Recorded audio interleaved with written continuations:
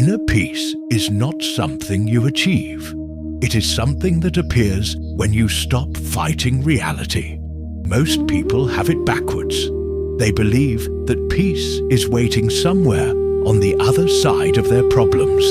That once the difficult situation resolves, once the relationship settles, once the career finds its shape, once the uncertainty finally lifts, then they will be able to breathe. Then they will allow themselves to feel calm. Then, at last, peace will be permitted to arrive. And so, they spend their entire lives postponing it.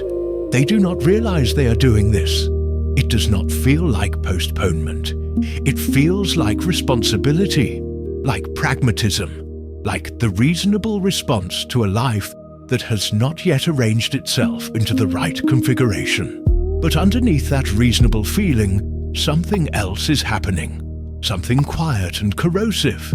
The mind is training itself, day after day, to find reasons why now is not yet the moment for peace. And a mind trained in that direction becomes very good at its task. It will always find another reason, another unresolved situation, another uncertainty that must be eliminated before rest is allowed. This is not a character flaw. It is a habit. And like all habits, it can be seen clearly. And what can be seen clearly can begin to change. The Taoists understood this with a precision that still feels startling thousands of years later. They observed that the human mind has a tendency to place conditions on its own stillness, to say, "I will be at peace when."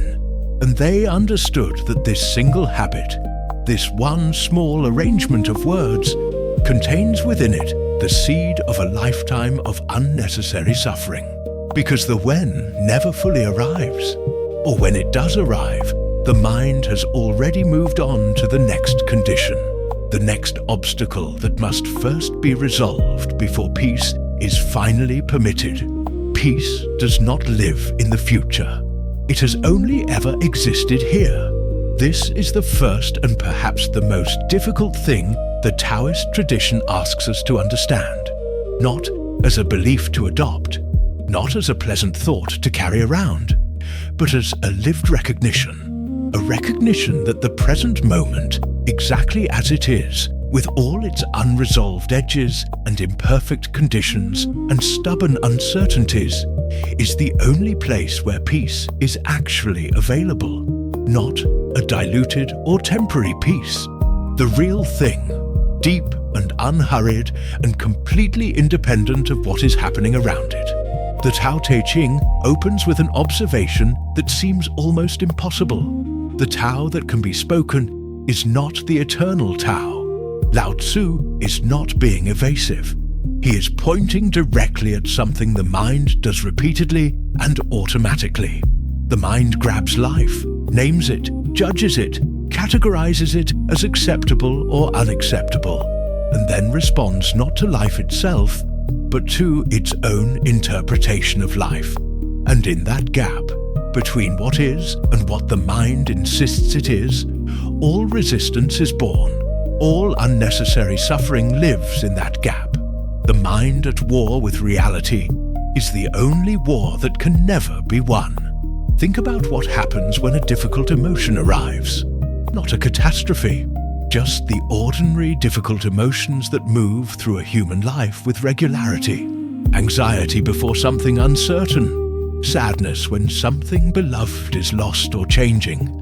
Frustration when a situation refuses to cooperate. The automatic response for most people is resistance, a tightening, a turning away, an internal argument that begins immediately and runs on its own momentum. This should not be happening. I should not be feeling this. Something needs to change so I can feel differently.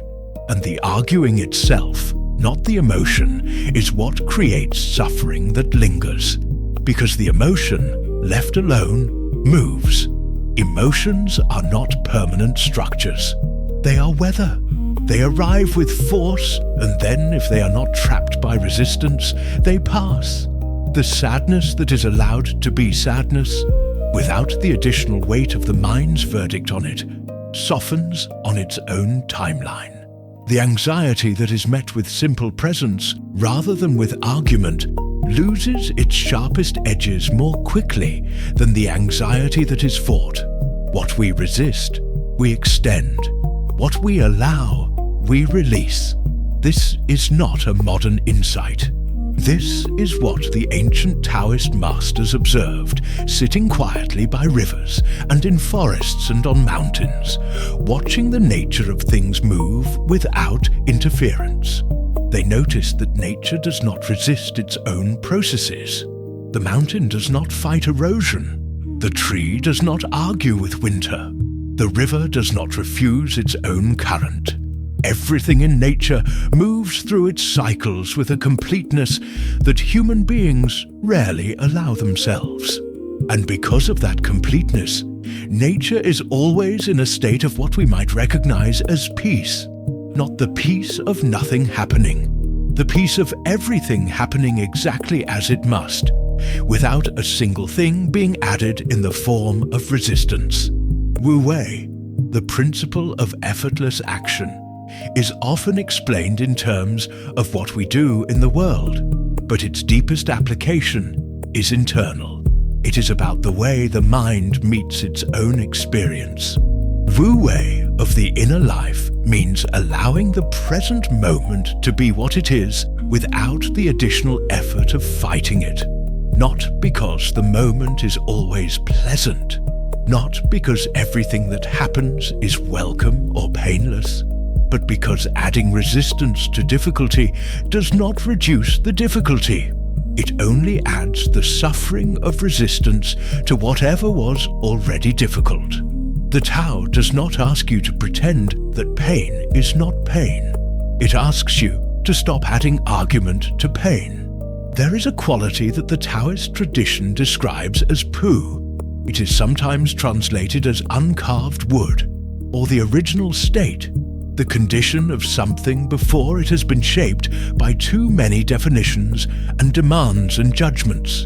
A newborn child is pu, a mind that has not yet learned to be at war with itself, not because the child is enlightened or wise in any formal sense, but because the child meets each moment without the accumulated armor of resistance that adults spend years constructing. Watch a young child encounter rain. There is no verdict on the rain, no argument with the weather, no internal narration about how this is inconvenient or poorly timed, just the rain and the child and whatever arises between them. Pure encounter, pure presence. This is what the Tao is pointing toward when it speaks of returning to the original nature, not regression, not innocence in the sense of ignorance, but the recovering of a relationship with experience that predates the habit of resistance. Returning to simplicity is not a retreat. It is the deepest kind of progress. Most people carry an enormous amount of noise inside them, not just thoughts, though there are plenty of those, but a kind of background commentary that runs beneath everything. A narrator who is always evaluating, always comparing, always measuring the present moment against some imagined better moment and finding it lacking. This narrator is not the enemy. It developed for reasons. It was trying to help, but somewhere along the way, the commentary stopped serving the life and began consuming it. The map began eating the territory. Inner peace does not require the silencing of this narrator forever. It does not require the achievement of a thought-free mind or a permanently blissful state. What it requires is something far more modest and far more available. It requires the recognition that the narrator is not you, that the commentary is a habit of the mind, not the ground of your being, and that beneath the commentary, beneath the noise and the evaluation and the restless measuring, something else is already present, something that has always been present, something that the Taoists call the original nature, the state before resistance, the Tao within. Beneath every storm of thought, the still water was always there. Lao Tzu writes in the Tao Te Ching about the value of stillness with an insistence that borders on repetition, because he understood how easily the mind dismisses what it has not yet experienced. He writes that in stillness the sage acts.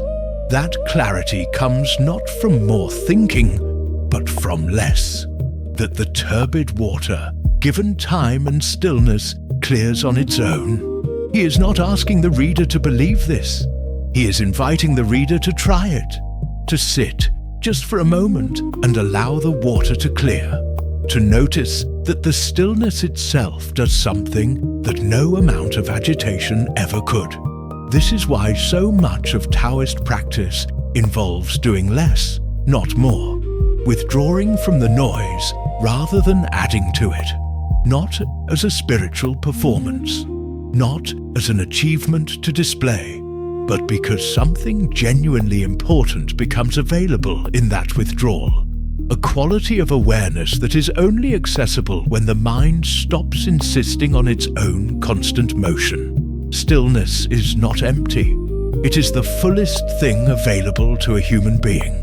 There is a reason why people who have walked through the most difficult periods of their lives, who have passed through grief or illness or profound loss, so often describe emerging with a quality of peace that they never had before.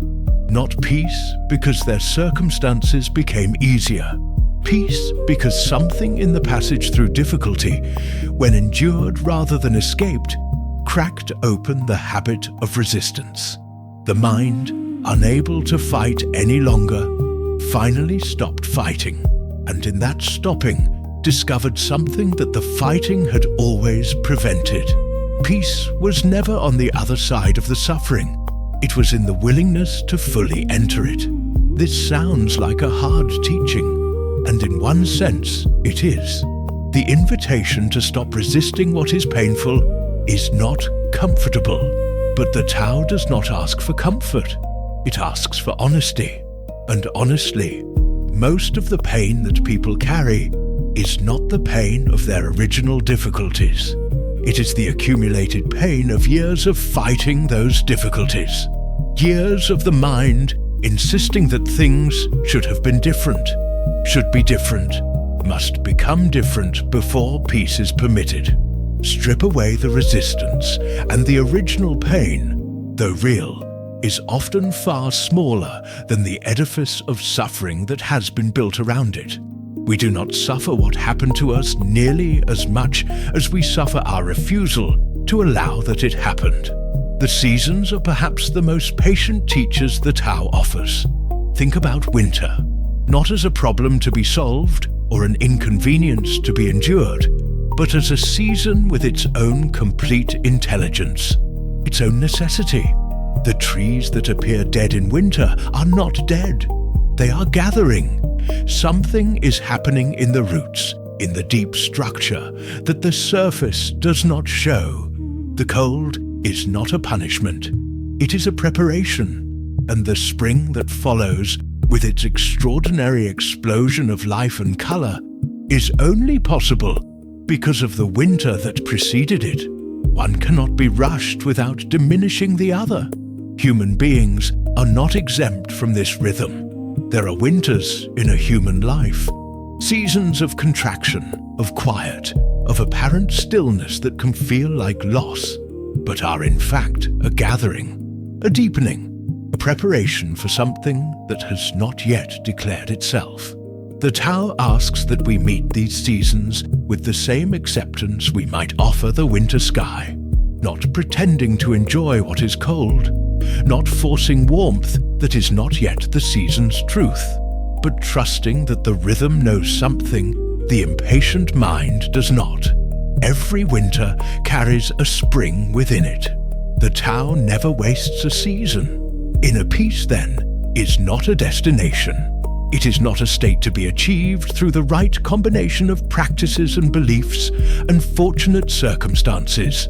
It is a returning that is available in any moment to any person, regardless of what their life currently looks like, because it does not require the life to look any particular way. It only requires the recognition that beneath all of the noise and resistance and insistence, the still water is always there, always present, always available to those who stop disturbing it. This returning is not dramatic. It does not announce itself. It is quiet, almost embarrassingly simple compared to how much effort has been spent looking for it elsewhere. It might begin with a single breath, taken deliberately, a moment of noticing the sky, a pause in the middle of the afternoon when the mind is invited to stop narrating just for a few seconds and simply receive what is actually present. These small moments are not trivial. They are the practice. Repeated often enough, they begin to change the texture of a life. Not all at once, not in the way the mind might prefer, with a clear before and after, a measurable achievement, a result that can be pointed to, quietly, the way light changes when clouds begin to part. Not the sudden arrival of noon, but the slow, unmistakable brightening that comes when something that was blocking the light begins finally to move. There is a line from the Tao Te Ching that has the quality of something ancient and permanent. Lao Tzu writes that the Tao is like water that nourishes all things without striving. It flows to low places that people disdain. And in this, it is like the Tao itself. Water does not seek the high, prestigious, visible places. It flows downward, toward humility, toward the quiet places, toward the depths that the ambitious mind overlooks in its constant reaching upward. And it nourishes everything it touches, not through effort, but simply through the quality of its presence. This is what inner peace does in a life. It does not make the person more impressive. It does not make them louder or more visible or more accomplished in the ways the world measures accomplishment. But it changes the quality of everything they touch. Their presence becomes nourishing rather than consuming. Their words carry weight not because they were crafted for effect, but because they arose from stillness rather than anxiety. Their actions become effective not because they were forced, but because they were aligned with themselves, with the moment, with the quiet current of a life that knows exactly where it is going when the mind finally stops insisting on a different direction. You cannot find peace by looking for it. Peace finds you when you stop running from what is. The practice, if it can be called that, is simply this. In any moment when the mind begins to tighten around what is happening, when the resistance rises and the argument begins, see if you can pause. Not to fix the moment, not to resolve the feeling, just to see it clearly. To recognize that the tightening is happening, that the resistance has arrived. And in that recognition, without any additional effort, something softens. Not completely, not permanently, but enough. Enough to remind the deeper part of you that beneath the storm, the water was always still. Beneath the argument, the peace was always there. And there is enormous dignity in this, in the quiet, unheroic, repeated practice of returning, of noticing the resistance and choosing, just for this moment, not to add more force to it, of meeting the present moment with slightly open hands rather than clenched fists. Not because you have mastered anything, not because you are enlightened or beyond difficulty, but because you have begun to understand, in the way that only experience can teach, that the open hand receives more than the closed one, that the still water reflects more than the turbulent one, that the life lived in alignment with the Tao, which is simply the life lived without unnecessary resistance to what is not a smaller or less passionate life, It is the fullest life available. It is the life where peace is not a distant reward, but a present companion, where difficulty is met not with dread, but with the quiet confidence of someone who has learned that they can move through hard things without being destroyed by them, where uncertainty is not a threat, but simply the nature of a universe that is larger than any plan the mind could make for it. Inner peace is not the absence of storms. It is the discovery of the stillness that exists within them, below them, in the depth that no storm, however fierce, has ever been able to reach. The Tao has always known this. The ancient masters knew it. The river knows it without being told. And somewhere beneath all the noise of a life spent searching, you have always known it too.